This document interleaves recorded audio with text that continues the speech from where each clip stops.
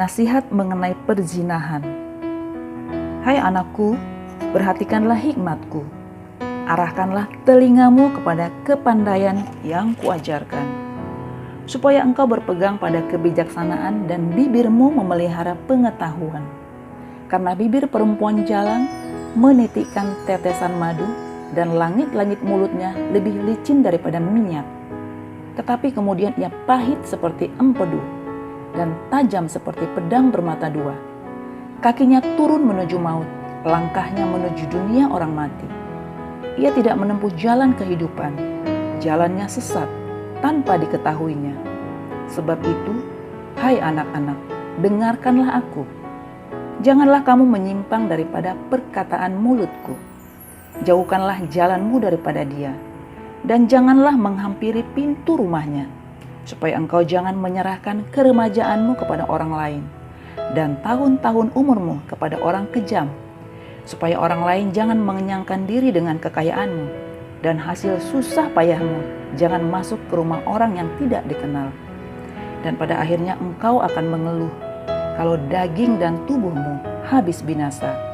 Lalu engkau akan berkata, "Ah, mengapa aku benci kepada didikan, dan hatiku menolak teguran? Mengapa aku tidak mendengarkan suara guru-guruku, dan tidak mengarahkan telingaku kepada pengajar-pengajarku? Aku nyaris terjerumus ke dalam tiap malapetaka di tengah-tengah jemaah dan perkumpulan. Minumlah air dari kulahmu sendiri, minumlah air dari sumurmu yang membual. Patutkah mata airmu meluap keluar seperti batang-batang air ke lapangan-lapangan? Biarlah itu menjadi kepunyaanmu sendiri. Jangan juga menjadi kepunyaan orang lain. Diberkatilah kiranya sendangmu. Bersukacitalah dengan istri masa mudamu, rusa yang manis, kijang yang jelita. Biarlah buah dadanya selalu memuaskan engkau, dan engkau senantiasa berahi karena cintanya. Hai anakku, mengapa engkau berahi akan perempuan jalang dan mendekap dada perempuan asing? Karena segala jalan orang terbuka di depan mata Tuhan, dan segala langkah orang diawasinya. Orang fasik tertangkap dalam kejahatannya, dan terjerat dalam tali dosanya sendiri. Ia mati karena tidak menerima didikan, dan karena kebodohannya yang besar ia tersesat. Amsal 6. Berbagai-bagai nasihat.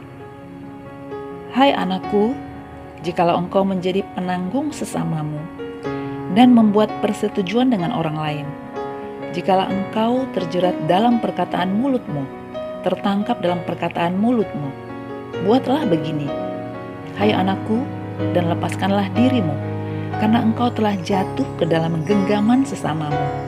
Pergilah, berlututlah, dan desaklah sesamamu itu. Janganlah membiarkan matamu tidur, dan kelopak matamu mengantuk. Lepaskanlah dirimu seperti kijang daripada tangkapan, seperti burung daripada tangan pemikat. Hai pemalas, pergilah kepada semut, perhatikanlah lakunya dan jadilah bijak. Biarpun tidak ada pemimpinnya, pengaturnya atau penguasanya, ia menyediakan rotinya di musim panas dan mengumpulkan makanannya pada waktu panen. Hai pemalas, berapa lama lagi engkau berbaring? Bilakah engkau akan bangun dari tidurmu? Tidur sebentar lagi, mengantuk sebentar lagi, melipat tangan sebentar lagi untuk tinggal berbaring.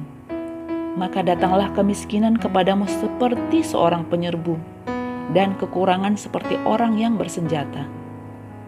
Tak bergunalah dan jahatlah orang yang hidup dengan mulut serong, yang mengedipkan matanya, yang bermain kaki dan menunjuk-nunjuk dengan jari, yang hatinya mengandung tipu muslihat, yang senantiasa merencanakan kejahatan, dan yang menimbulkan pertengkaran.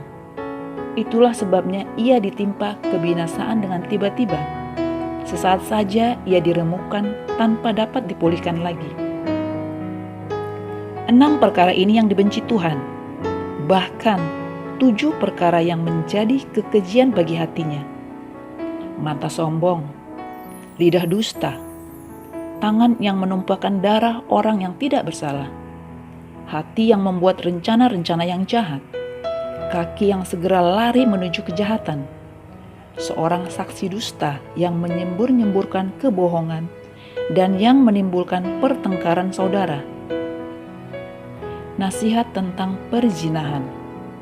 Hai anakku, peliharalah perintah ayahmu dan janganlah menyia-nyiakan ajaran ibumu. Tambatkanlah senantiasa semuanya itu pada hatimu, kalungkanlah pada lehermu. Jikalau engkau berjalan, engkau akan dipimpinnya. Jikalau engkau berbaring, engkau akan dijaganya. Jikalau engkau bangun, engkau akan disapanya. Karena perintah itu pelita, dan ajaran itu cahaya, dan teguran yang mendidik itu jalan kehidupan, yang melindungi engkau terhadap perempuan jahat, terhadap kelicikan lidah perempuan asing. Janganlah menginginkan kecantikannya dalam hatimu. Jangan terpikat oleh bulu matanya. Karena bagi seorang sundal sepotong rotilah yang penting. Tetapi istri orang lain memburu nyawa yang berharga. Dapatkah orang membawa api dalam gelumbung baju dengan tidak terbakar pakaiannya? Atau dapatkah orang berjalan di atas bara dengan tidak hangus kakinya? Demikian juga orang yang menghampiri istri sesamanya. Tiada seorang pun yang menjamahnya luput dari hukuman. Apakah seorang pencuri tidak akan dihina apabila ia mencuri untuk memuaskan nafsunya karena lapar? Dan kalau ia tertangkap, haruslah ia membayar kembali 7 kali lipat. Segenap harta isi rumahnya harus diserahkan. Siapa melakukan zina tidak berakal budi. Orang yang berbuat demikian merusak diri. Siksa dan cemooh diperolehnya, malunya tidak terhapuskan. Karena cemburu adalah geram seorang laki-laki.